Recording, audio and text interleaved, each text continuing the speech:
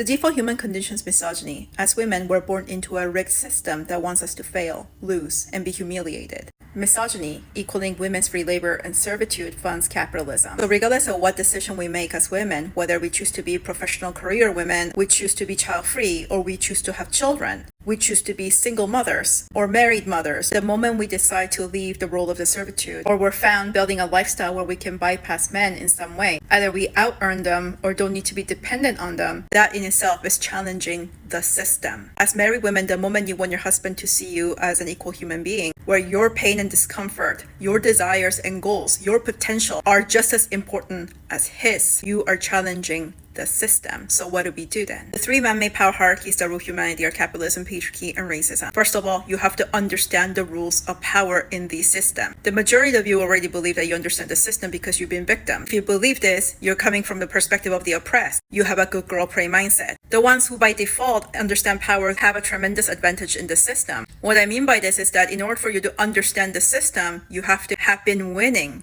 in the system. So what does it look like to win? First of all, financial assets. Your track record of how much you can beat the opponents in power games. Track record of getting promotion, salary increase. Your understanding of the law and using it to your advantage. If your main focus are morality, competency, and work ethics, you've already lost in the game. You are the oppressed, you're at the bottom of the hierarchy. You have to practice in winning. That's how you become very good at playing these games. You essentially have two choices. One, you submit to servitude. You can't want more, you exist for other people. That will minimize conflict, but you will still have to go through many series of humiliation rituals. This is a path where you're choosing dependency as the good girl. The second option is to become the bad bitch. The primary power hierarchy that rules humanity is capitalism. Money does not fix all the problems, but it is a huge leverage. The more oppressed you are, the more money you need to protect yourself. No matter how much you earn, you cannot completely cancel out the misogynistic and racial biases. However, you lessen the blow and you still go through humiliation rituals. But on the second pathway, you can maintain your integrity and sovereignty. As you gain power, meaning more money and influence, you're challenging the status quo, the system. You invite more counterforces, so your resilience has to become stronger too. You cannot opt out of this game because the moment you start existing, you are put in the game. When you play this game, you cannot be forceful. You have to look at all your advantages and privileges, what works in the society as someone who looks like you, and what the implications are based on the unconscious biases and expectations of people toward you. If you're forceful, they will notice and attack you more. Therefore, you need to use soft power, what I call social elegance, which include accurate character assessment,